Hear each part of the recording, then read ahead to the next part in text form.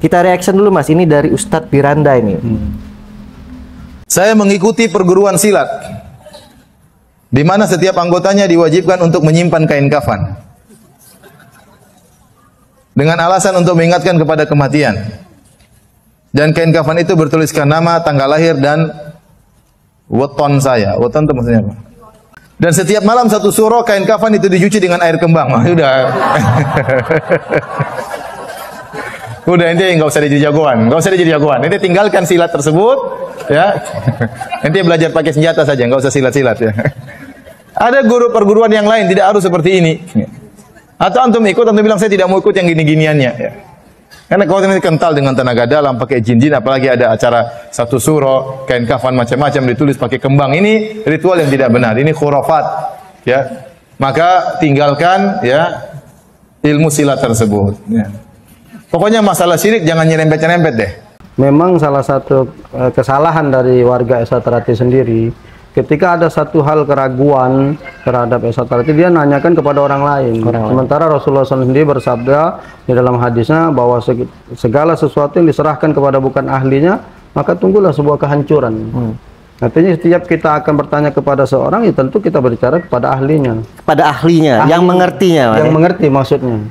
Nah, jadi kita ketika akan bertanya tentang Mori, harusnya kita harus lebih paham mencari orang yang paham tentang Mori itu. Iya. Atau dalam tanda petik ketika Esaterati ini misalnya mengandung sebuah kesirikan, berarti kami orang-orang pesantren, kiai-kiai yang memiliki pesantren, yang punya latihan Esaterati, bahkan sekarang di pondoknya Mas Ali di Ngabar Wali Songo, itu sudah diresmikan latihan Esaterati. Apakah di pesantren? Mungkin, iya, sekarang, apakah mungkin para ulama dan para kiai-kiai ini tidak mengerti?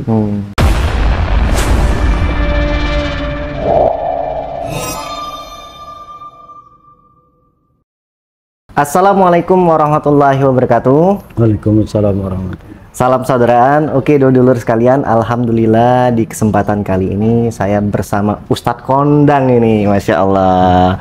Mas Ustadz Muhammad Kemas Ali ya? Apa kebalik? Kemas Muhammad Ali. Jadi beliau ini yang punya Majelis Zikir Al Asmaul Husna. Itu di mana Mas? Pondok pesantren? Ya, jadi cikal bakal awalnya dari majelis dan sekarang alhamdulillah sudah merambah ke pondok pesantren. Ke pondok pesantren. Sekarang lagi bangun 2 pondok pesantren di Indralaya sama di Morenim. Oh, di Indralaya sama Morenim. Kenapa tidak di Palembang juga ini? Tanahnya susah. Tanahnya susah. Palembang tanahnya mahal. Ya, mahal. Tapi semoga insya Allah nanti akan terbangun juga sini Ustadz ya. Tapi di sini majelis zikir. Di sini majelis zikir sudah 14 tahun Mas Ali, dari tahun 2010. Awalnya sebenarnya pengajian Esaterati. Oh, di sini pengajian Esaterati awalnya. Ya, awalnya dulu awal-awal. Tapi lama-kelamaan yang lain banyak yang datang, mau Esateratinya yang lari. Tadi khusus Esaterati Lur. Jadi karena orang umum banyak masuk, jadi yang Esateratinya habis. Umum yang banyak Mas ya, orang luar yang banyak.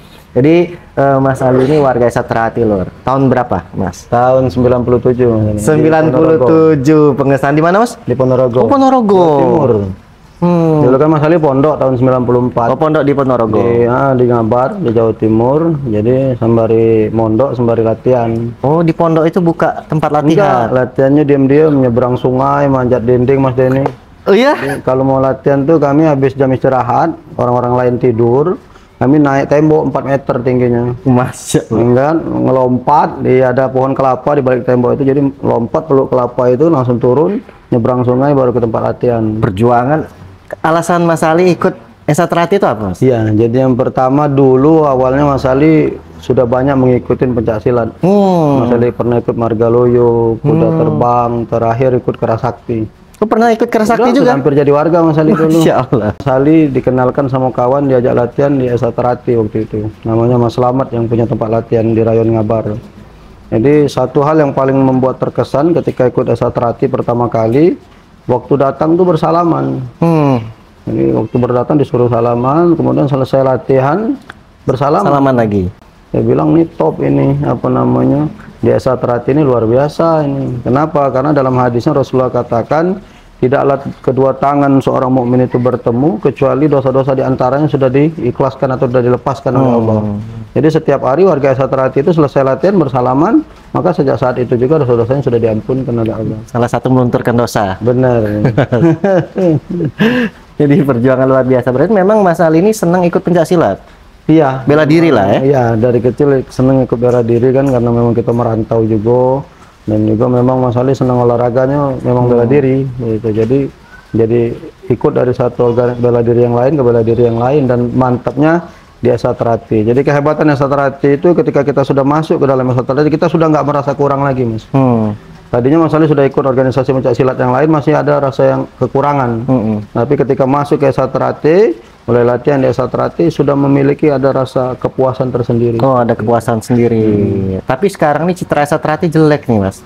Gimana? Di media-media karena ulah beberapa oknum ya. Jadi di sini saya akan membahas sama Mas Ali dari sisi Islam, karena Esatrati ini tidak pernah memandang ras, suku, agama apapun boleh ikut Esatrati. Dan kebetulan saya bersama Mas Ali, kita membahas versi sisi Islamnya untuk Esatrati. Apakah Esatrati ini ajaran yang jelek? Apakah musyrik? Banyak banget nih ini, Mas. Bahkan ada juga dari entah ini warga atau masyarakat awam bertanya. Jadi muncul di TikTok, di IG, di YouTube ya, yang dimana yang jawabnya Ustadz Piranda. Nah ini kita boleh langsung dijawab nanti, langsung Mas Ali Kanter ya. Jadi mungkin kalau orang awam melihat biasa Esatrati ini seperti ayam, mori itu sabu kita, kain kapan. Mungkin kalau orang awam tidak mengerti, tumpeng ini bisa dibilang syirik, musyrik. Nah pembahasan kita ini bersifat umum ya, tidak ada bentuknya privasi, memang supaya pemahaman bagi masyarakat juga, Mas ya. Benar. Kita reaction dulu, Mas, ini dari Ustadz Piranda ini. Saya mengikuti perguruan silat, di mana setiap anggotanya diwajibkan untuk menyimpan kain kafan. Menyimpan kain kafan. Dengan alasan untuk mengingatkan kepada kematian.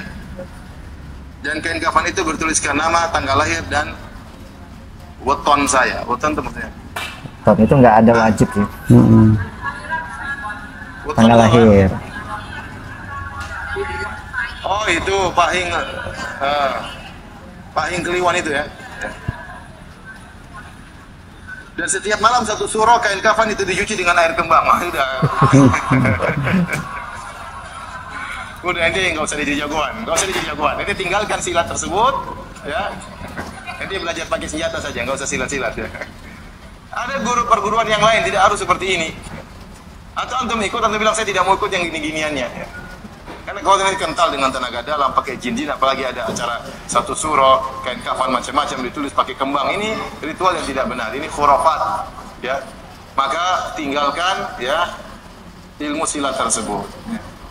Pokoknya masalah syirik jangan nyerempet-nyerempet deh. Ya, udahlah. Kita ingin meninggal dalam kondisi bersih dari segala bentuk kesyirikan. Yang serempet-serempet pun kita tidak mau. Maka Nabi Ibrahim berdoa, wa junubuni wa bani anak budal asnam. Ya Allah, jauhkanlah aku, bukan cuma tinggalkan jangan sampai aku terjerumus dalam syirik. Kata Nabi Ibrahim, jauhkan. Oke. Jadi yang bertanya ini kan bertanya kepada Ustadz yang belum mengikuti Esatrati, Mas ya. Nah, kita bertanya langsung sama Mas Ustadz Ali yang sudah mengikuti Esatrati. Ini tanggapannya gimana, Mas? Tentang sabuk, katanya jangan nyerempet-nyerempet ya. Bahkan mungkin kita bahas juga tentang kenapa sih harus satu surah gitu. Gimana nih menurut Mas Ali? Iya, jadi yang pertama seperti di awal tadi Mas Ali sampaikan bahwa memang salah satu kesalahan dari warga Esatrati sendiri, ketika ada satu hal keraguan terhadap Esatrati, dia nanyakan kepada orang lain. Sementara Rasulullah SAW sendiri bersabda di dalam hadisnya bahwa segala sesuatu yang diserahkan kepada bukan ahlinya, maka tunggulah sebuah kehancuran. Artinya setiap kita akan bertanya kepada seorang, ya tentu kita berbicara kepada ahlinya. Kepada ahlinya, yang mengertinya. Yang mengerti maksudnya. Nah, jadi kita ketika akan bertanya tentang mori, harusnya kita harus lebih paham mencari orang yang paham tentang mori itu. Iya. Atau dalam tanda petik ketika Esatrati ini misalnya mengandung sebuah kesirikan, berarti kami orang-orang pesantren, kiai-kiai yang memiliki pesantren, yang punya latihan Esatrati, bahkan sekarang di pondoknya Mas Ali di Ngabar Wali Songo, itu sudah diresmikan latihan Esatrati. Apakah di pesantren? Mungkin, iya, sekarang, apakah mungkin para ulama dan para kiai-kiai ini tidak mengerti? Nah, jadi perlu Mas Ali jelaskan yang pertama, bahwa leluhur persaudaraan Esatrati ini bukan orang sembarangan, bahwa memang mereka memiliki keahlian yang luar biasa di bidang agama, pemahaman yang luar biasa. Kenapa Mas Ali bilang seperti itu? Pertama, persaudaraan sejati Terati ini memiliki simbol hati. Jadi hati ini, padahal di dalam hati ini adalah sebuah sentral Mas Ali. Sentral yang apa namanya di dalam diri atau badan seseorang. Dan Rasulullah katakan di dalam diri kalian itu ada segumpal daging. Kalau segumpal daging itu baik, maka semuanya akan menjadi baik. Tapi kalau segumpal daging itu buruk, maka semua akan menjadi buruk. Bahwa qalbu, dan segumpal daging itu adalah hati. Kenapa warga persaudaraan sejati para leluhur menjadikan hati ini sebagai simbol, dan kita tahu bahwa hati ini adalah sesuatu hal yang paling penting.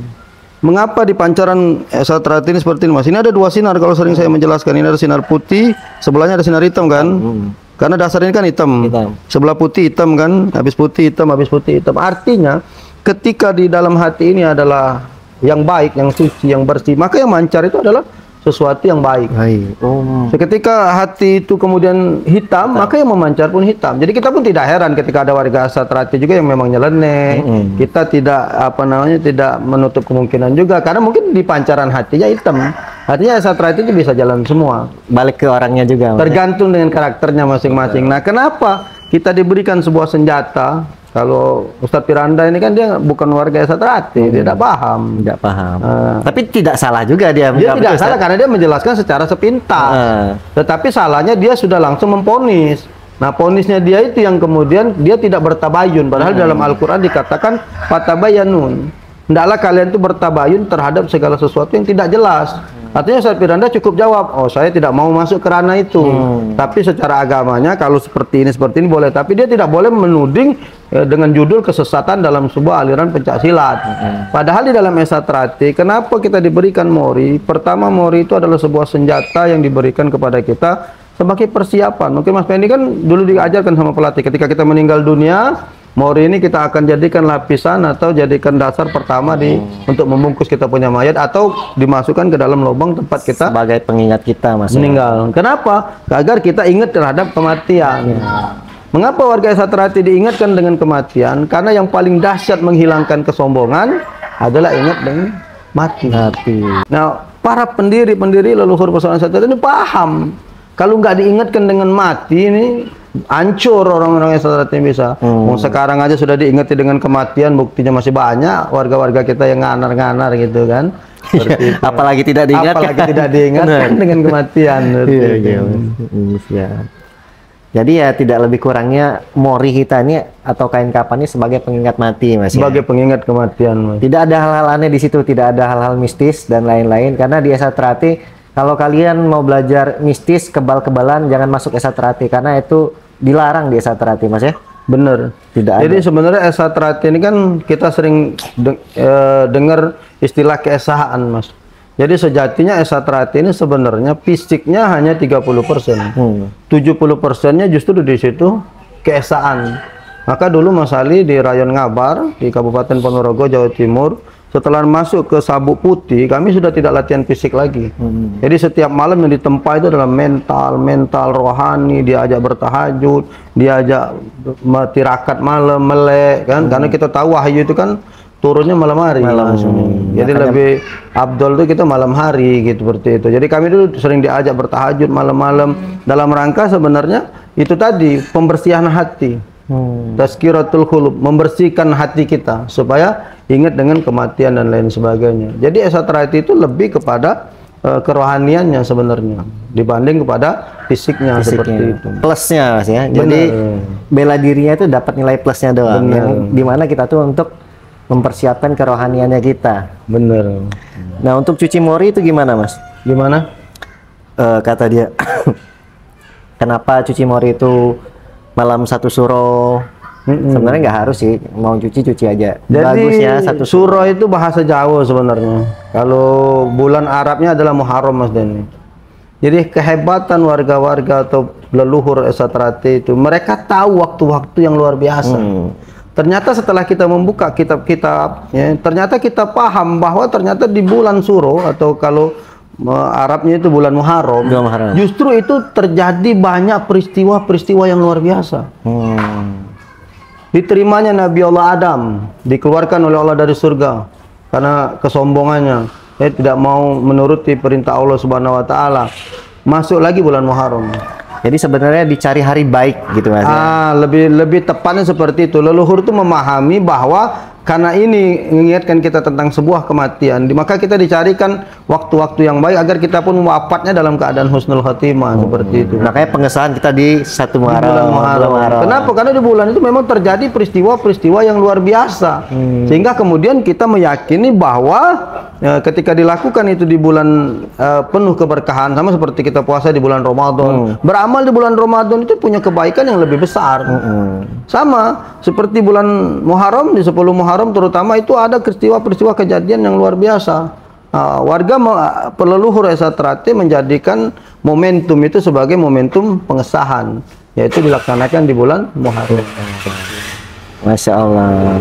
Jadi sebenarnya para pendiri dulu itu sudah memikirkan hal-hal yang bagus banget Mas ya? Iya, jadi sudah sangat islami lah kalau saya sebenarnya ngomong, tapi tidak boleh karena Esa Trate tadi berdiri di atas semua golongan agama dan suku. Dan tapi kalau saya lihat lebih ke islami. Betul. Dan saya rasa juga Mas, di agama lain juga pasti bisa menjelaskan juga versi agama mereka masing-masing. Pasti versi agama mereka masing-masing. Dan di dalam Islam seperti itu, karena Ki Hajar Harjotomo sendiri kan punya basic pesantren.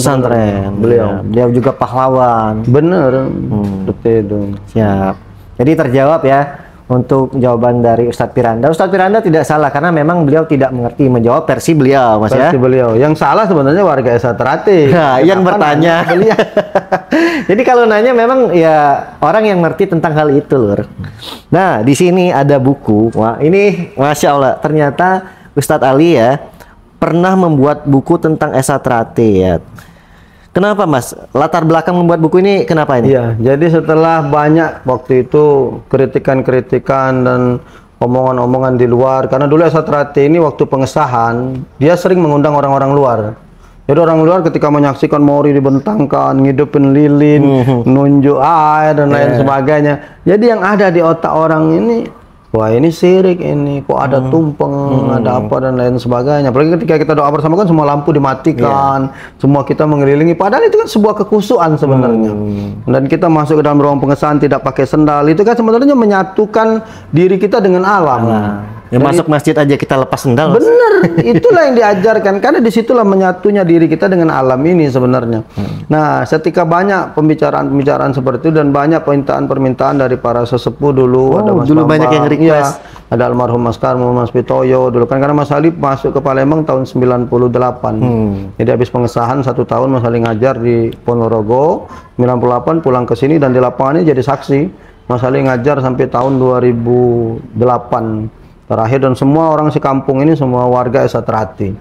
Jadi semua Mas, sudah satu kampung ini semuanya ikut latihan di kampung sini. Akhirnya untuk menjawab semua itu Mas Ali jelaskan di buku ini kenapa Mori, kenapa tumpeng, kenapa lain, semuanya ada di sini. Tapi tidak diproduksi lagi Mas? Iya, jadi laris ya. Ada 1000 sampler mungkin dulu, dan ini sudah menyebar se Indonesia. Dulu banyak orang pesan dari luar itu lewat online. Mas Ali kirim, dulu banyak nota-notanya Mas Ali lihat tuh dari Kalimantan, bahkan ada pernah kirim ke Malaysia sama Singapura. Ada warga yang minta dan mereka tertarik ketika membaca buku itu. Ternyata apa yang dilakukan oleh leluhur-leluhur kita, ternyata ada Al-Quran, ada ayat dan ada hadisnya semua yang disampaikan oleh Allah dan Rasulnya. Jadi jauh dari kata syirik gitu. Jauh dari kata syirik.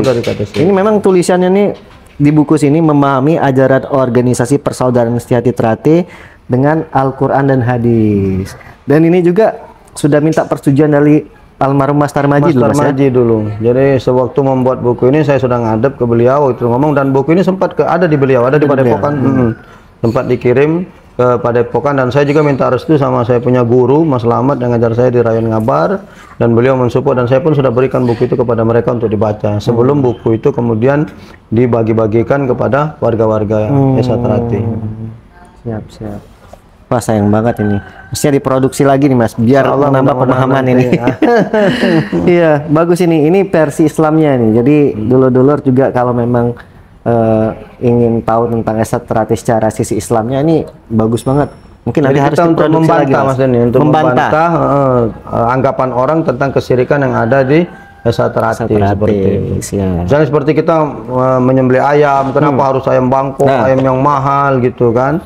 Saya sampaikan yang bahwa terbaik di dalam tanpa Islam cacat, ini Ustaz, ya? kita setiap bersedekah selalu diajarkan memberikan sedekah terbaik. Makanya cari ayam tuh yang terbaik. Nah, kenapa yang kita tanpa berakikah ini menyembelih kambing laki-laki? Kambing lanang kalau bahasa Palembang. Padahal berakikah dengan kambing cewek boleh. Bisa. Kenapa kita memilih kambing lanang? Karena kita pengen memberikan kepada Allah sebagai sedekah terbaik kita. Akikah terbaik. Begitulah warga Esa Terati. Kenapa nggak milih ayam cewek, ayam biasa, ayam kampung misalnya kan? Kita pengen serahkan yang terbaik. Karena yang terbaik ya ayam Bangkok memang yang paling baik dan paling bagus sih ayam kampung pun bisa aja, Mas. Bisa, terserah, nggak ada halangan. Yang penting ayam kan. Nah, diserahkan kepada itu. Jadi sebenarnya apa hal-hal yang dianggap syirik di Esa Terati itu semuanya bisa dijawab, Mas. Tentang masalah ingkung misalnya, kenapa harus ada ingkung seperti ini. Jadi simbol ingkung itu kan semuanya lancip ke atas, Mas. Jadi itu adalah sebenarnya simbol doa, simbol bahwa segala sesuatu kembalinya kepada Allah Subhanahu wa Ta'ala. Nah, dulu Wali Songo masuk ke Indonesia itu tidak langsung babat alas. Kalau mereka langsung brak, dihancarin semua, hancurin, habis masa ini. Maka mereka memain dengan secara perlahan. Mereka mengikuti, tapi kemudian diluruskan. Nah, maka tumpeng-tumpeng itu tidak dihancurkan dengan serta-merta, maka dirubah maknanya. Bahwa tumpeng di sini bukan sebuah sesembahan untuk kepada leluhur, bukan. Tumpeng ini sebagai simbol doa. Bukan sebagai sajen yang kita berikan kepada leluhur, bukan. Tapi itu simbolnya adalah sebagai sebuah doa. Dan ujungnya kita makan juga. Balik kan dibawa ayam juga. Iya, balik juga ayamnya dimakan juga. Disedekahkan. Dan saya hampir setiap pengesahan kayak kemarin dikasih dan tidak pernah saya bawa pulang juga. Nah, kita sudah capek, sudah malas, kita kasihkan kepada orang-orang lain ayam-ayam itu, dan mereka ikut senang merasakan bisa nyicipi ayam tumpeng itu tadi. Makanya pada saat mau malam pengesahan kan keluarga atau orang tua diundang juga, Mas, ya. Bener. Untuk pemahaman tentang tumpeng dan lain-lain, biar tahu ini memang pembahasannya tentang bukan privasi. Tapi kalau sudah sesi pengesahan, itu sudah baru privasi. Bentuknya privasi. Jadi yang kita bahas ini hal umum yang dilihat oleh orang banyak, tapi dipersepsikan sebagai hal yang salah. Dan itu yang harus kita, bukan harus, sebenarnya kewajiban bagi kita warga Esa Terati yang paham tentang hal itu, untuk kemudian meluruskan anggapan-anggapan ini agar orang-orang luar itu kemudian paham. Dan yang kedua, agar warga Esa Terati sendiri tidak ada keraguan, Mas. Tidak ada keraguan. Tapi kita tidak menutup kemungkinan juga ada warga-warga kita yang nyeleneh misalnya, menjadikan mori sebagai sesembahan dan lain sebagainya. Masih ada pemahaman kita juga tidak menutup kemungkinan. Tapi kita karena mereka memahaminya secara itu tadi. Iya. Kita menjelaskan secara ajaran yang benar, secara ajaran yang benar. Apa yang dikehendaki oleh para leluhur kita, seperti itu. Oke, nah ini gimana menanggapin atau mengajarkan nih kepada siswa supaya untuk membentuk karakter mereka ini lebih memahami tentang persaudaraannya, Ustadz? Karena banyak juga yang salah persepsi nih, melatih persaudaraan harus latihan keras sampai terluka-luka. Ini kadang salah persepsi. Ini bagaimana nih versi Mas Ali ini untuk melatih persaudaraan? Sebenarnya makna kepersaudaraan itu kan sebenarnya kebersamaan. Jadi kenapa kita sering latihan diajari makan bareng? Ya. Jadi kebersamaan itu bukannya kita ini bukan nak jadi tentara, nak jadi polisi, bukan nak ini, bukan sebenarnya. Maka Mas Ali di awal tadi tekankan, boleh tanya sama leluhur-leluhur pada warga-warga tingkat 2. Esa Terati ini yang ditekankan sebenarnya keesaan. Bukan fisiknya. Fisik itu hanya sebagai awal sarana olahraga. Selebihnya kita diajarkan tentang sebuah kebersamaan, persaudaraan. Jadi makna persaudaraan itu duduk, ngumpul, ngobrol, makan. Ya itulah persaudaraan. Bukan kemudian adik-adik diceburkan sana, bawa sini, bawa situ. Setuju ya. Itu yang kemudian menjadi salah persepsi. Berarti lebih ke keesaan, kerohaniannya ditekankan. Iya, jadi sekarang ini saya Mas Ali lihat kita lebih banyak kepada pencaknya. Sampai melupakan kerohaniannya. Sampai melupakan kerohaniannya. Itu yang harus kita benahi dan wajib kita sampaikan kepada para pelatih-pelatih. Dengan mereka memahami bahwa sejatinya Esa Terati ini yang dikedepankan adalah keesaan. Karena kita kan memayu hayuning bawono.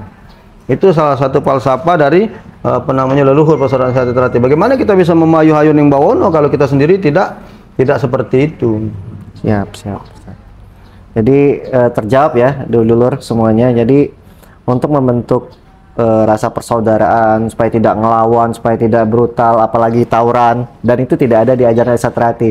Nah, salah satunya melatihnya itu bukan dengan kekasaran, kekerasan, tapi dengan kerohanian, dengan keesahan.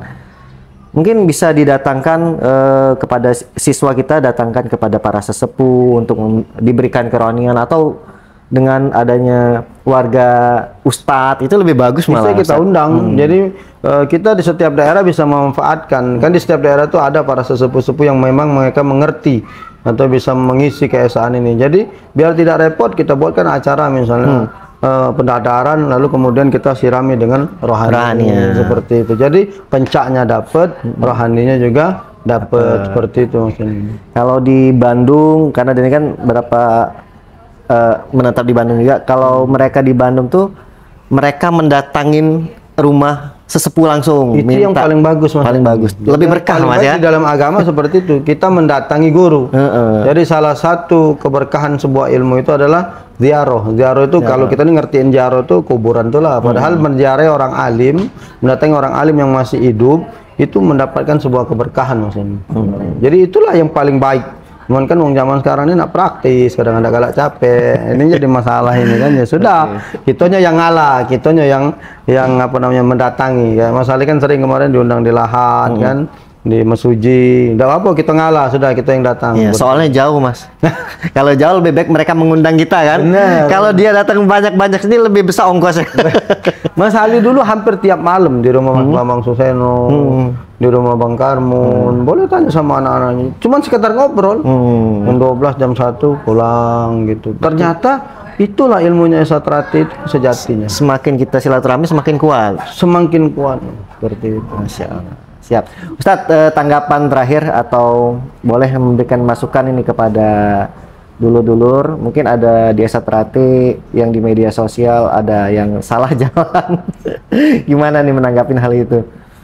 Iya, jadi buat seluruh saudara-saudaraku, dulur-dulur, kawan-kawan, warga Persaudaraan Desa Trati, terutama yang memiliki tempat-tempat latihan, kita harus back to basic, kembali ke titah ajaran yang diajarkan oleh sesepuh Persaudaraan Desa Trati, bahwa Desa Trati ini 70%-nya adalah sebuah kerohanian, tidak mengedepankan fisiknya. Maka kita tetap fisik itu senam jurusnya tetap baik dan bagus, tapi jangan dijadikan sebagai modal utama, agar adik-adik kita nanti tertempa jiwanya, tertempa raganya. Jadi di dalam tubuh yang kuat terdapat, dalam tubuh yang sehat terdapat jiwa yang kuat. Jadi tubuhnya sehat karena olahraganya, jiwanya kuat karena kerohaniannya. Jadi kedua ini harus balance, harus seimbang, dan harus sama-sama berjalan beriringan di dalam tempat-tempat latihan Persaudaraan Desa Trati. Siap. Terima kasih Mas atas waktunya, karena ini kayaknya Mas mau ada pengajian atau apa di sini? Malam Jumat ada pengajian itu tadi. Jadi